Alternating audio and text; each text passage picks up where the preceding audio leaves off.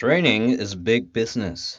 Individuals and corporations go additional skills training when they want to gain that added advantage needed to enter a new career. Companies of various sizes usually have a human resource department dedicated to training new employees as well as those already in the game to gain in required job skills or upgrade existing ones. As the size of the company increases, both the number of people assigned to training as well as the breadth of training offered within the company increases. Capital TV interviewed Robert Chaen, CEO and founder of change specialists Change University, to find out how big a business training is. The trade market is big business, and in a lot of national companies are spending even more on training, from what I hear. And globally, in 2011, the corporate trading market is about 287 billion US. 287 billion US, and in USA alone is 60 billion, growing at 12%. Malaysia, my estimation is growing at 7 to 9% per annum, and about 3.7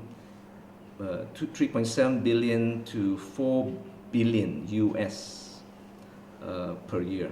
Yeah, we're very confident about Malaysia. Yes, we have set up in China, in Hong Kong, and Singapore.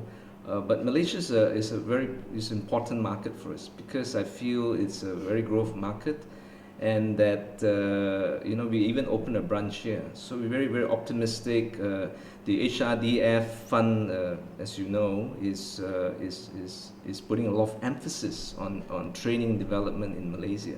So therefore, with HRDF is about 1% that the company must allocate out of the total amount of salary to the fund. So, and it must be with external trainers. So therefore, that kind of forces the corporations to bring in external technologies, which I think is a very positive sign. Okay, I must say about the current education system is actually going backwards, if you ask me. First of all, English is the language of business, IT, science, maths in the world, and also for international business. So in fact, if you compare the People's Republic of China, the prediction is in 10 years, China will have the biggest amount of English-speaking speakers in the world. So I think we will be behind if we don't put emphasis on English. Plus also this point about history.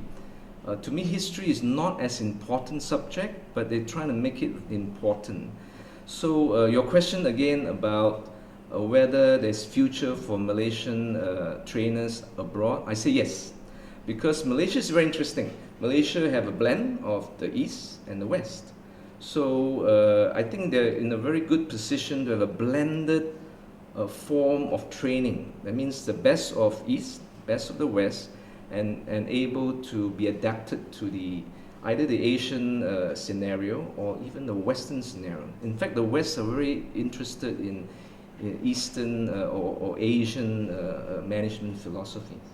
So I think there is a good growth for Malaysian to go abroad. Okay, I have some last thoughts. I have a metaphor, which is the Russian doll.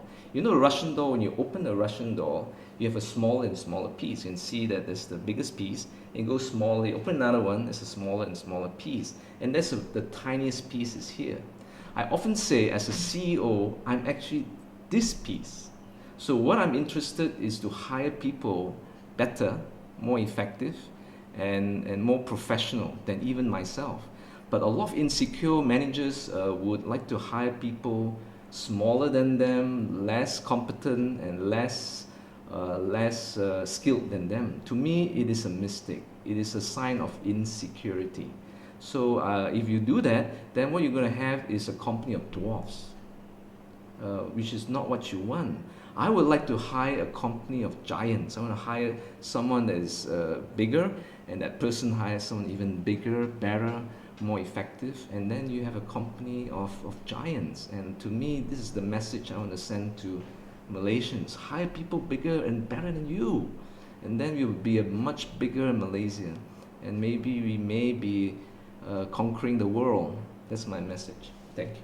For more information on Change University, check out their website at changeuniversity.com.